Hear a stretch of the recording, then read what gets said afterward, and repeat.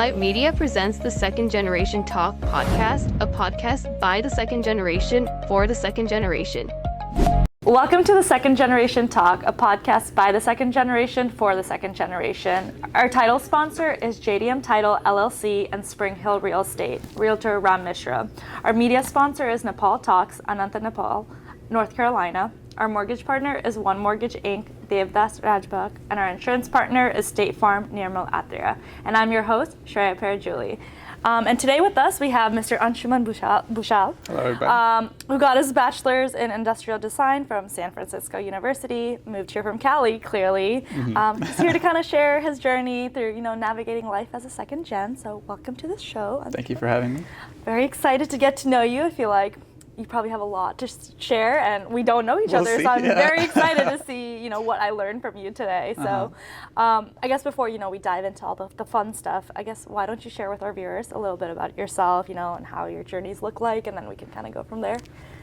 So I moved to the United States when I was 6 years old, so pretty young. And I moved around a lot from like Texas and Colorado, and then eventually to California and here, so moving is one of my strong suits, I guess.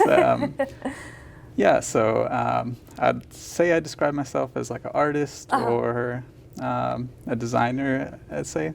I think everybody's an artist, but I think like I really enjoy just like learning people's opinions through their art and things like that. And I also enjoy creating whatever it is, like painting, writing, even like music as well. I'm a musician as well. Oh, wow. There's a lot of things, but okay, I like to try a very to dip well-rounded individual. Yeah, I like to dip my toes into whatever I can and just like learn everything. But I would say like artist first and person second, I guess. Okay, so I guess we'll dive into that. Yeah. Okay, so I guess starting off, you said you moved around a lot. Was it, a personal choice? Your family moved around a lot, or was it just, for fun? Because I feel like that kind of shapes the person you are when you're like young, traveling to different places and, navigating life that way. So I want to share that first. It was definitely because of family. Like my dad would find jobs in like different places, and since we had moved to the United States, it wasn't too much different to move to like different parts of the United States. As a kid, I hated it. It was like awful. Yeah. You're like, I miss my friends. Yeah, exactly. So as a kid, it was really difficult. But now I'm like very grateful that that I had the chance to move around because it's not easy to make friends as an adult. Like talking to people is also not the easiest. It's something that you have to. It's a skill that you have to learn, definitely. And moving around helped me to kind of develop the skill a little bit earlier, just like knowing people, what kind of questions to ask, things like that.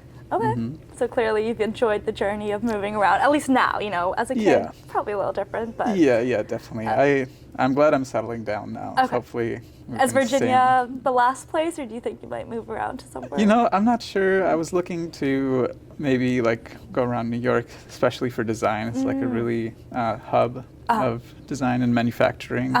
But wherever life takes me, I'm ready for it. I think like that's something that I've also learned is like you never know, and it's important to just flow with like where life will take you and do the best that you can wherever you are. Yeah, for sure. So I guess let's dive into the design and artist like aspect of your life. So if you want to just kind of share like what you do within that space, and then we can kind of talk about your experiences, like what you've learned. Yeah, so the reason I chose design, I definitely like switched around a lot. In terms of my major, it took me a long time. And design was just something that really fit. Like I'm a person with a lot of hobbies, and I like to learn about little specific niche interests, and that really fit with design in general because you're trying to create things for people in specific hobbies and like that also like me like moving around like talking to people I can kind of extract these things that like they might not like necessarily first already know like let's say like this mug is not working this way and they're holding it uncomfortably like it's very easy to see so especially I've also worked in customer service for a long time now. So that same type of like, you can feel like when somebody is uncomfortable and they might not even know like why like they're uncomfortable with what they're doing or. So you can read people really well is what I'm I would say so, yeah. I guess let's talk about design a little bit more because I just want to understand like, you know, what drove you to get into it? Because I feel like that's not like a typical like Nepali you know, career path. You know, people are usually like doctor, engineer, like lawyer, you know, those kind of things. So it's like, did you have like any people that inspired you to get into that? Was it just something that you randomly found one day, or like did you feel pressure to do something different, but then you ended up in design? I guess, how did you? Yeah, so as I said before, I did like switch around majors a lot, and it took me a really long time to figure out like what really resonated with me. But I knew that I liked art. I knew that I liked to create things. So that was definitely like my driving force is I want to create something. And design, it's kind of like adjacent to engineering and like also arts as well. So I kind of had this background of both of those things, and that really helped me to pursue this career. And I also, the first day of like this, I like took a random class. It was, I guess, by happen chance. Like I was like, you know, I'm going to try this class. And the first day we like learned how to weld, like pretty much. Yeah, it was very cool. And I was like, wow, this is awesome. Like this is what I want to do. I think that's very hard to find, and that's like, it'll take you a while, but you should keep looking, and there will be something that fits your niches perfectly. That's fair. I've also heard that music is kind of like a constant in your life, so you kind of want to share about, you know, your musical journey, like what you play, like what you've been involved with music. Sure, yeah. So I started like music when I was in 5th grade, playing music. I played for like school and stuff like that, and like it was always there. You were in the band in elementary school? Yeah, I was in the band in elementary school. I like started with drums, and then I wanted to explore more, so I switched around and I started playing trombone. I was the absolute worst trombone player. Like, last chair, and they were like, all right. Not last chair. Last chair every single time.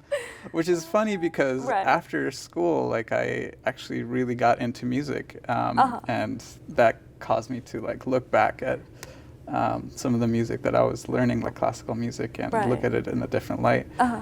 So after school, I actually started a band, and I quit school for a little bit because my band was picking up, you know. And we were like playing around San Francisco a lot, and that really helped me develop like my self-confidence. It's like whatever I put my mind to, like I feel like this is for anybody. Whatever you put your mind to and you commit like to it, you can do it. Like even like music, you know, and like as life will take you different places, just figure out what you are, like who you are, I guess. Not what you are, but like wherever, whatever you can do, like you can do it, whatever you want to. I guess, would you consider doing music full time then? It clearly sounds like you guys had a big passion for it. Your band was picking up. There's probably so many videos on YouTube if we look around. But do you think you would have pursued it full time, or still would? I think yes. But it's not in the cards right now. You know, like you have to get your life together in order to do this other kind of thing. Like you could, I guess for me personally, like I definitely need like some development in like my career, stuff like that, and that will allow me to do music. You know, it's not like musician's life is very difficult. Like you're like lugging around like instruments for free to like miles and miles around. You know, you're setting up all these shows, like, and you're not making any money. Like that's definitely like something that you need in order to survive. So so you need that backing, and also in terms of like art, you can't, in my opinion, you can't just make art. You have to live life, and that is where you get your inspiration from art from. Is like, oh, I have learned this, and I want to show you like what I've learned. You know, that's like some of the best musicians in my musicians and artists also live out their lives. You know, doing whatever they want to, whatever they're like. They do for their professional, and then they have a passion. Because if you kind of put all your hopes in music or art, a lot of people tend to get like desperate, and they're like, and that sacrifices the art. And that's the most important part, in my opinion. That's fair. So I guess just, you know, hearing about, you know, your journey and the things you've been trying out, I guess, what has been kind of like the challenge in like navigating, you know, this journey, like trying to figure out like who you are, like what do you want to do, like what are you doing to kind of overcome that, like what have some of the challenges been? You know, I've never been the best at school. I've always loved learning. And that has never, until like very recently, it hasn't clicked that that's where you like learn. But I don't think so. I feel like school isn't only the place where you can learn. But it's a really good way to learn, definitely. For sure. And there are people there that are there to help you through your process. I think something that like I struggled with a lot was asking for help. I think like it made me feel like I was stupid, you know, just like. Yeah, like just the fear of like asking a stupid question, people perceiving you as someone that's dumb. Yeah, exactly. Like, don't do that. Just ask people. And they're there to help. Most people are very enthusiastic about helping. They love that you're interested, and they'll like help you develop a lot. Yeah, that makes sense. So I guess let's talk about a little bit about being second generation, because I feel like I think a lot of people watching this kind of resonate with, you know, being American, being Nepali, you know, it's kind of like a balance of navigating two cultures. Do you feel like you've had to struggle with that with your journey now? And do you kind of want to share that experience and like how you've overcome kind of figuring out being American, being Nepali? Yeah, when I was like younger, I would very much like try to separate myself, and I think that's I see it in my like younger son. I think cousins. most of us second gens did the same thing, we'd get like the tika, and then I'd like wipe it off. They don't even know why.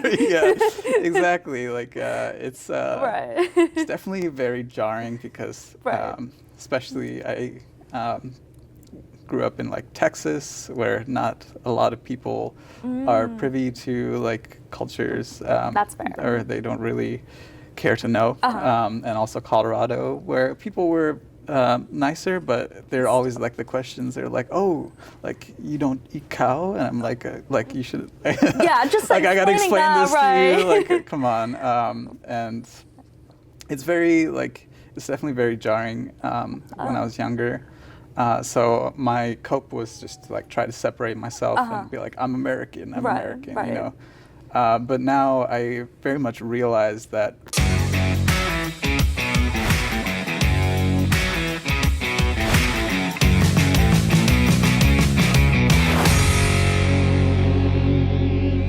Alight Media presents the Second Generation Talk podcast, a podcast by the second generation for the second generation. Welcome to the Second Generation Talk, a podcast by the second generation for the second generation. Our title sponsor is JDM Title LLC and Spring Hill Real Estate, Realtor Ram Mishra. Our media sponsor is Nepal Talks, Ananta, Nepal, North Carolina. Our mortgage partner is One Mortgage Inc., Devdas Rajbak, and our insurance partner is State Farm, Nirmal Atria. And I'm your host, Shreya Parajuli. There's so much in Nepali culture that is so beautiful, like even like not including just art, but like the people, the culture, and things like that. So I'm definitely like reconnecting with my Nepali side a little bit. My Nepali is improving recently. Okay, so I think that's important. Yeah. Yeah, definitely. And there's so many lessons like that you can learn from our culture, not like just religious wise, but like even in that I'm not religious myself too much, but the teachings in the religion are there for a reason. You know, like they've stuck around. Like have to connect with yourself in order to be the best person that you can be, you know? Yeah, because at the end of the day, you're living life for yourself, not for others. And I feel like there's a lot of good teachings, like you said, within you know, our religious texts, our culture, our heritage. So I'm glad you're getting back to your roots. I think that's very important. And like you said, I feel like also being second gen, I feel like I also have a similar story where, you know, when I was younger, like I would shy away from being Nepali and want to be fully American and be like, you know, shunning that side of me. But like now, you know, growing up, I really value that, you know, I have a balance of both cultures, and I feel like it really helps us navigate the kind of people we want to be. So I guess let's talk about support systems. I guess, who are some of your biggest supporters that you know, have helped you through life, through your journey, whether it's music, design, anything? So shout out to your supporters. Definitely my parents. I'm very lucky to have them. Not like everybody does that has like a cohesive like family. Even though we've had our problems in the past, you know, I'm a musician guy. Was that a tough conversation? It was very tough, but you know, I did it in the end. So I think it also showed them like that when I put my mind to something, like it'll happen. And I think that's not very easy to find. And you know, I used to blame them a lot, but you know, it's not. They're trying their best, and it's very difficult.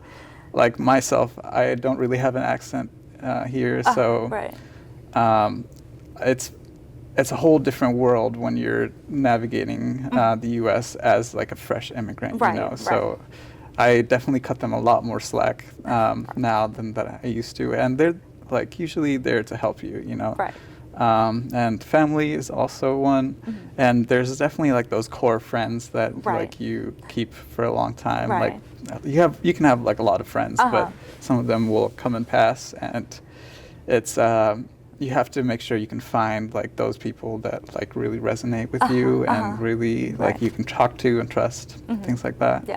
I think it's important, like you said, like your family at the end of the day is there to support you, and it's like they might not go about it the right way sometimes, but at the end of the day, the sentiment is there. Like they're there to support. And they're human. They're human. They're living life for the first time, so gotta cut them some slack. So that's so fair. So I guess looking back, what advice would you give, you know, younger Anshuman? Like, what do you think, like, you know, younger you would have loved to hear, knowing what you know now?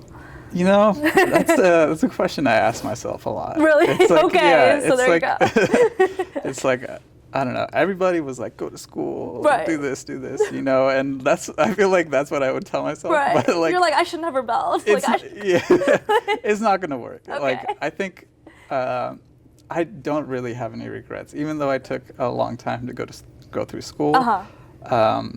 I landed in something that I really feel like resonated with me, and I don't know if that would have happened if I just like bam boom just like finished school, you know, and I'd just be in a miserable career. You needed this journey, basically. Yeah, exactly. Like the journey is beautiful, and you definitely like learn a lot from it, and you never know where it's going to take you. Just do your best. Just like, you know, when you're not doing your best, like personally, like you can tell, like, oh, like, you know exactly what you should do and like what's bad for you. Like that's thankfully something that's instilled to me from my family, but also it's something that's very obvious, you know, like going to school will help you out in your future career, stuff like that. As much as you complain about it, like there's foundational grounds. Exactly, exactly. Like, so yeah, just do yourself and do the best that you can. So I guess career-wise, like what's next for you? Like what do you want to get into? Do you want to go back to school? Is there a specific like career sector you want to get into? I guess what are you looking to do career-wise? You know, I'm at like a crossroads right now. So I'm thinking about maybe going into my master's program. Also in design or something different? Probably. Definitely like design, but maybe like a little bit more engineering heavy. But I'm not necessarily sure yet, so I'm kind of taking a little time to think about that. So I also maybe want to start a business, and definitely want to start a band. So Okay, so a lot of things on the yeah, okay. exactly. That's kind of my life story. It's just like try different things until like something like really resonates with me. I think that's like something that like I don't really try to predict things for myself. I definitely want to take it like day to day, and then like try like obviously make the plans, right. but don't be afraid when the plan fails and you have to do something else, you know. Okay, that makes sense. So school might be in the cards. I guess business-wise, what would you start? I'm very curious. You know, I love coffee. Okay. And I've worked in coffee for like 9 years. Okay. And I got very good at it. Okay. Oh, do you do the fancy latte art and everything? I do. Okay. Yeah, I do the fancy latte art. I got really into espresso and things like that. And just like the community of like a coffee shop is something that's like really awesome. Like, where would you go to like hang out with a friend? It's like it's always like a cafe, a coffee shop. Exactly. Like so something like that where like I can also like highlight maybe musicians, things like that. Local artists there. Exactly. So I feel like that would be a really cool intersection just based on, you know, your passions and stuff. Yeah, exactly. It's kind of like best of all worlds for me. Yeah. So yeah, I'm not sure. Okay, but I guess it's a long way to say that. Maybe in the future, you know, we'll be walking down the street and we'll see a little coffee shop. Exactly. That's yours. Okay, exactly. That's fair. Okay, so I guess what else could we talk about? Music. Let's go back to music. Sure. Have you written anything, or were you doing like a lot of cover stuff with like your band and stuff like that? Like, would you pursue like, you know, like writing music and like that kind of stuff, or was it, like I said, primarily, you know, cover songs and you just enjoyed playing to play? We actually barely did covers. It was like all original. Okay. Were you the songwriter?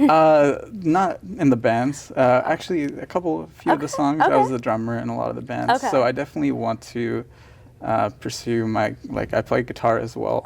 So I want to pursue my guitarist side and create a lot of music. And I'm working on it right now as well. But that's, you need to have like a drummer and a bassist, and having those connections will help you to create art, you know. So yeah, definitely want to like create some, write some music. That'd be awesome. Yeah, and pursue like art as well. And that's the plan. We'll Awesome. see. I guess any other extracurriculars that really help you decompress and, you know, make the journey of life a little easier? Yeah, I'm a gamer. Okay. I spend I use a lot less now, but I definitely love video games and the social connection that comes with that. I feel like a lot of people don't realize that there's like a big social connection that comes with gaming. Mm-hmm. I say this from my own personal experience because my brother games and my parents think it's a big distraction from school. But I feel like there's also that sense of community. Yeah, definitely not. I mean, games have been around like forever in human like life. You know? And some like a lot of these games, I've been playing chess as well recently. I started picking that up, you know, and it's honestly so similar to like these digital games that I play, and it's just like that connection that maybe like our parents won't see, because like how do you like when I'm on a computer and just like talking into my computer, like you don't see the other person there, or the other people there, and that's definitely kind of scary for parents, but I think it's like a passion. Obviously, don't game all day. Of course. Don't be addicted. A fine balance. There's a balance. Like there's a balance where you can pursue like your own social relaxation or whatever. And even like the single player games, I look at them as art. You know, kind of like movies, but you're directing exactly what's going to happen. So yeah. Don't shut it off. Even if people tell you, just keep it on the back burner.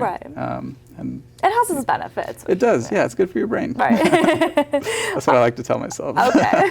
Helps you sleep better at night. That's fair. Exactly. Okay, so this might be a loaded question, so you can obviously think about it, but were there moments where you felt like lost or pressure to like have everything figured out, like, you know, pressure from society, pressure from your parents, pressure from yourself?